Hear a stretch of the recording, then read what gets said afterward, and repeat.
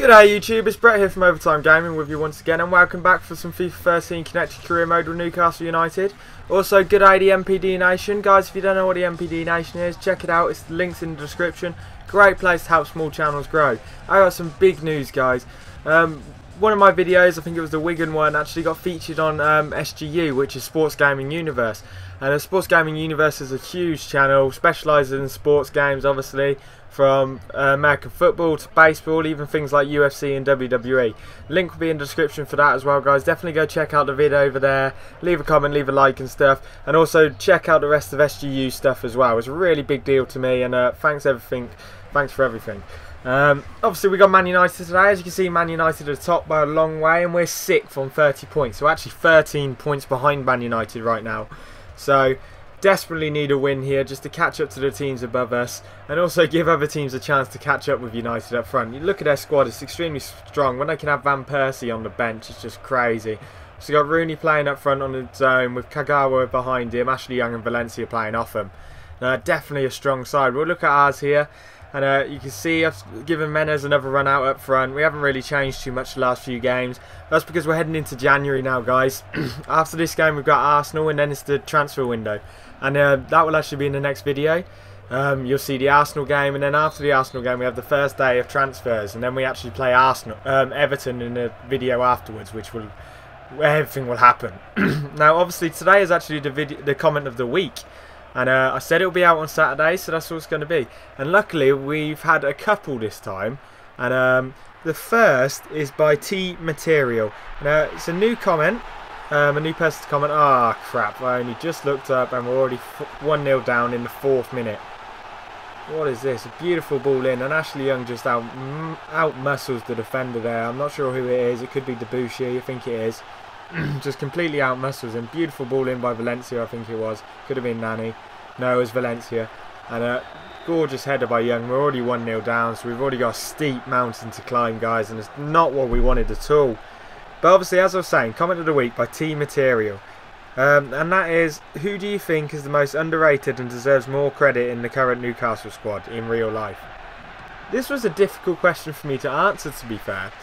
So I looked into the Newcastle squad, thought about it some more, and a really tough question. Because a lot of players have actually been given more of a run out lately. Like, I would say Haidara is underrated, in my opinion, but then again we've only just bought him, so what can you expect from a manager to play him week in, week out? It's the same with Yanga and Mbiwa. I feel Alan Pardew underrates him, but then again he's also just been bought. I then thought about existing players that we didn't buy, and I thought about Marvauex. I think Marvauex is extremely underrated. Pardew doesn't give him enough of a run out at all. I mean, he plays Obertan every now and then, and Obertan's awful. Marvauex is so much better. And I just think Marvauex deserves more respect. And I think that's probably who I would say. But then I thought about players we've sent out on loan. And I actually thought about Sammy Amiobi. Now, we all know I'm not a huge fan of Shola Amiobi, but Sammy Amiobi actually has some talent. I think he's probably our most underrated player, in all honesty. And he's actually looked very good while he's been out on loan. He also looked quite good for us when he was actually playing for us. So I think he should definitely be given more of a chance. I don't think it will happen, but I feel he's probably our most underrated player. Either him or Marvauex at least. So that is who I'm going to go with, I think. Obviously, if you guys differ views, make sure you leave a comment in the description, in the section below. And I can cover that in the next video, who you guys think is the most underrated player at Newcastle at the moment. It's a very tough question for me to answer, and we get the ball clear.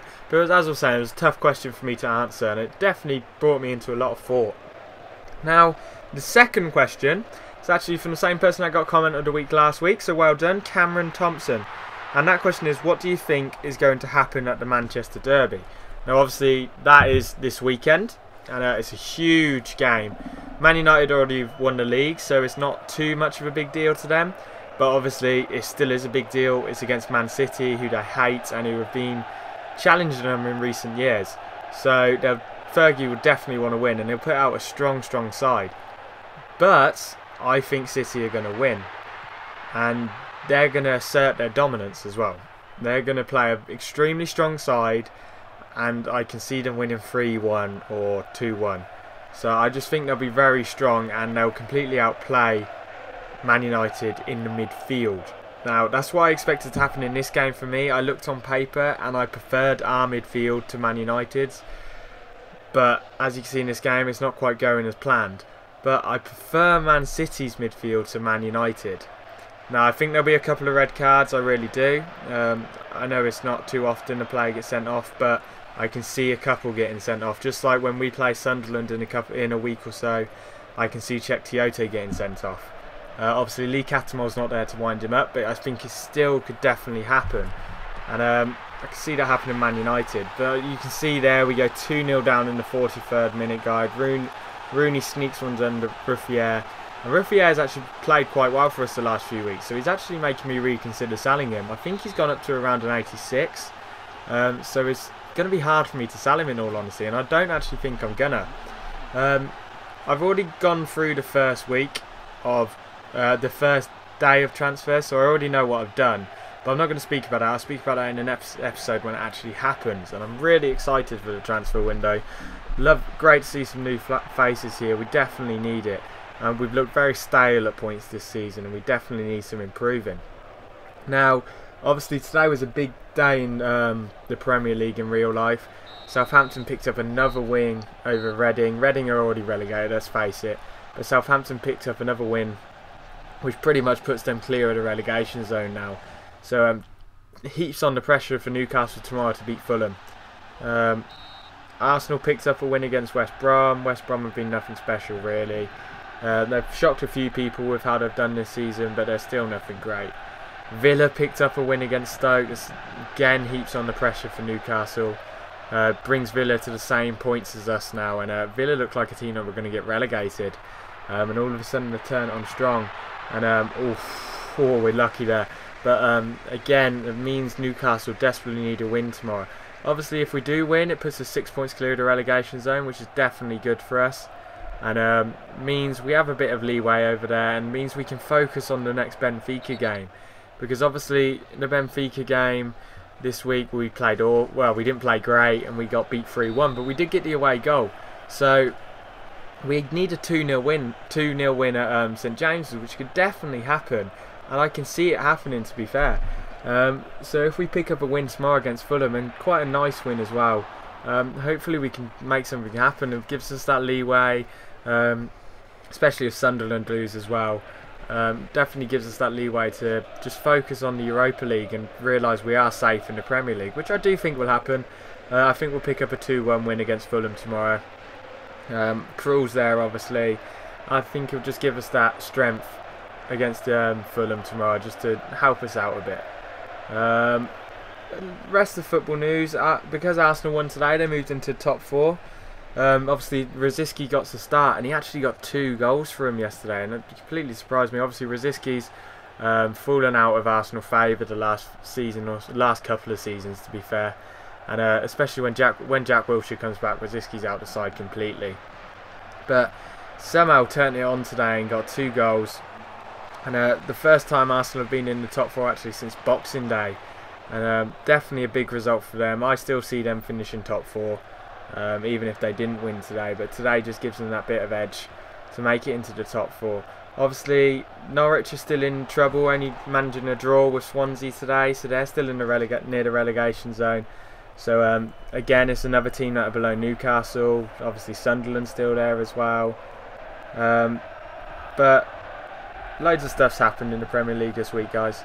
I think tomorrow's going to be exactly the same, guys. There's 5 games tomorrow in the Premier League, so it's a lot of games for Sunday.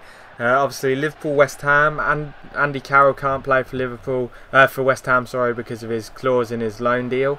So West Ham will be without him, and it definitely puts West Ham at a bit of an disadvantage there. And it's going to be a win for Liverpool. I think maybe a 3-1 win to Liverpool, especially with the form they've been in the past few weeks. We've got another free kick here, guys, before I keep going on. Hopefully Cabaye can turn this into the top corner. Come on, boy, come on, let's just strengthen this. I think I've aimed a bit far to the right, and almost sneaks into that top corner, but just pulls it a bit to the left. Not what we wanted, but some offensive sparks today.